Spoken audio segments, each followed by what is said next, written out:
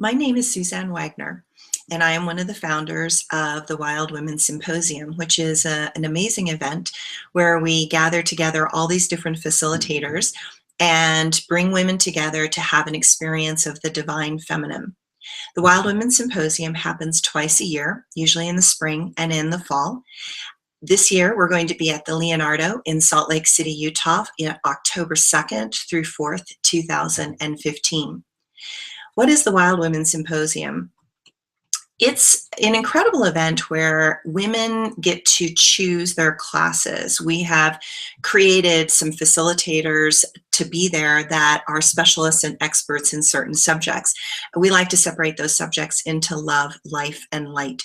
So we have facilitators that are in the life category. They're great at yoga and breath work and energy work and things that really help your body and heal your body.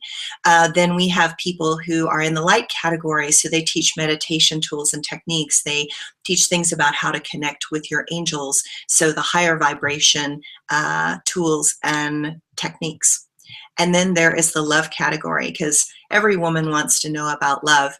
And I happen to be teaching a class that is on Tantra, but the love category is also about masculine, feminine typologies, how to create sacred spaces in your intimate relationship, and how to really learn to navigate what you're feeling in your intimacy and to learn communication skills in that intimacy. So we get to the conversation of Tantra. I wanted to teach this class because I think in our culture we have a lot of stereotypes about what we think Tantra is, and there's a lot of labels that Tantra is this bad thing, it's this scary thing, it's related to sexuality. You also have people that think Tantra is just a whole bunch of sexual positions, which, yes, there are techniques in Tantra that are related to that, but Tantra, the word, actually means a weaving. And it's really a weaving of breath, sound, and movement. It is about teaching each person to connect with the breath, to connect with movement, to use eye contact, to use sounds and energy in order to open up that sexual energy and to allow that energy to expand and flow. Because I think everyone intuitively knows that there are some direct access doors to higher spirituality and consciousness that are through sexuality. When you combine energies with two people, the energy that's formed is actually bigger than the individual energies separately, even though they're together. So something happens when there's a merging with that. And it actually takes quite a bit of trust. In the Buddhist Tantra traditions, you really didn't talk about Buddhist Tantra until you had meditated 20 years and you had learned to keep your own center, because life force energy is chaotic by nature. And it definitely throws you. I think everyone has had the experience where you do something in a sexual context in the moment, and then the next morning you're like, oh my gosh, what did I do? And that's because life force energy runs in the lower chakras. It's procreative by nature, and it tends at moments to override the higher functioning mind.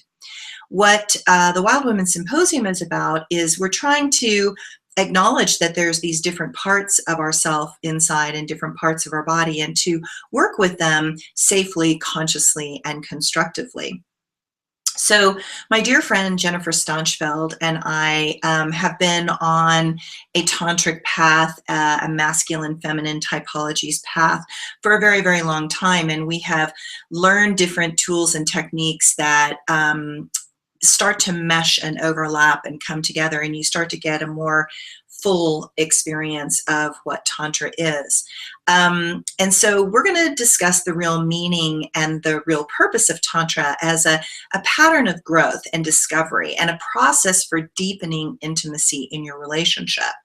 In this class, you're going to learn how to kind of lean into your edges, but to do that, again, consciously, safely, and constructively with your partner, and to see how that starts to unveil the deeper places that can be shared only in places of emotional vulnerability and heart-connected presence.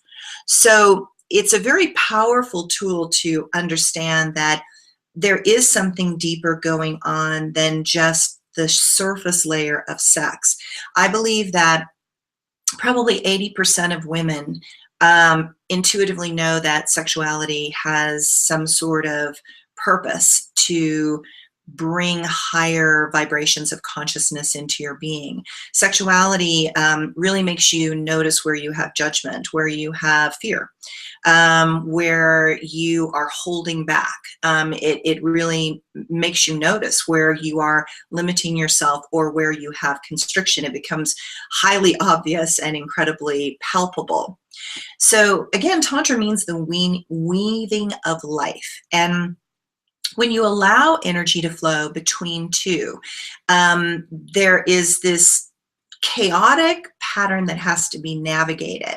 And you learn to feel into the flow, and you learn to trust the process, and you learn that it's no longer about you and what you want, that there is an opening of love that is the potential by being open. In Tantra, we say that you are a hollow bamboo. So it's not about what you want. It's not about some sort of discussion. It's actually about feeling into what is true in that moment. And just feel into what will open love intuitively in that moment. Tantra teaches you that the most beautiful places inside are hidden under the dark veils of old beliefs and others' perceptions that you have taken on as your own. You kind of relearn to weave the truth from your own experience as you unweave the distortions that have been given to you by society, your family, your culture, and your religion. This process takes a great deal of responsibility and accountability, which is why in Buddhist Tantra, you're not really allowed to talk about it for 20 years until you've really gained a sort of center or an awareness. Because what you're doing is you're trying to learn to move and harness the potential powerful force of energy that is sexuality. And that responsibility requires that you stay present in the moment and move into places of emotional discomfort with great care and consciousness. Tantra requires you to let go of the blame game. Life is about choices, and all choices can teach something if a strong enough container is created between both partners. So we're going to talk about how do you create a sacred sexual space, how do you set up a sacred sexual space. We show you how Tantra requires great skills in listening, as well as to learn a vulnerable expression through clear communication channels. And so it's through experience that we discover what works for us and what does not work for us. That willingness to explore and to discover and to fail and to make mistakes is really essential to finding deep intimacy. In this class, again, we're going to discuss patterns of communication that support diving deep into the possibility of shared learning through sexual intimacy. We are really hoping that there are some of you out there that would bring real situations that you've had in your life that you've come up against, that you were incredibly challenged by, and tell us what those situations were, and then we're going to try and give you some solutions to those problems, as well as options to try in your intimate relationship. What I love about gatherings of women and groups of women is that in all truth, I have to just say that I have learned more from the women in my life telling me the truth and being really honest and vulnerable, especially related to sexuality and intimacy. I think I've spent my whole life going through layers of recognizing that every woman is a completely different flavor with a completely different energy and a completely different flow. And it's a miracle any man figures out any woman at all when you realize how vast and diverse the potential flavors of feminine are. And I spent my whole life kind of looking at women going, wow, you can do that? Wow, that's really interesting. Really? You can actually go there? And I think we need a lot of permission. As women, I think we need a lot of permission to let that big feeling of sexual self have a space to play. I like to think of sexual energy as adult romper room.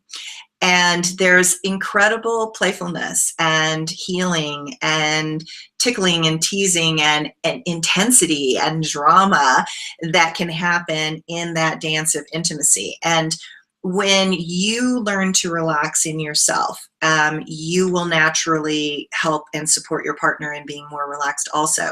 By your willingness to communicate and be open, it helps men tremendously, because I think that, you know, a man that loves a woman, or a partner that loves a woman, doesn't want to hurt that woman at all. They want to love them. But sometimes we all have pictures or ideas in our head as to what we think sex is, based on what you see on the internet and on the porn sites. And that may or may not be your flavor. You know, you may want to explore something that has more depth, or, you know, has even more of a shallow level. You know, so we say in Tantra that there are deep divers and then the shallow swimmers. And so, you know, some people want to keep it on the surface, and some people really want to go deep. But if you really want to go deep, you really do need some tools, and you need some understanding of the nature of sexual energy and what the potential is, so that as you go towards it, you just have to know you're going to make mistakes. I mean, you're going to make mistakes a lot,